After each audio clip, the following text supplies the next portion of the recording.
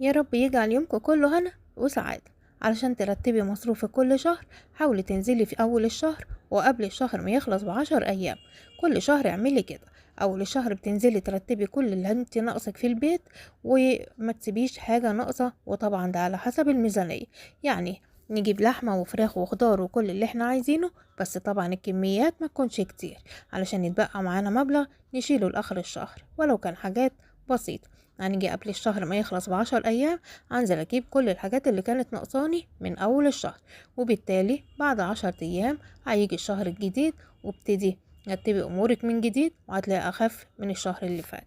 وطبعا أنا ما نسيتش نفسي وجبت اللي أنا عاوزاه، ودي تعتبر مكملات للحجاب علشان الحاجات دي كانت فعلا ناقصاني واتبقى معايا فلوس، واديني رتبت أموري. بس يا ريت كل واحدة ترتب أمورها على حسب الميزانية والحياة اللي هي فيها. ويا رب يجعل يومكم كله هنا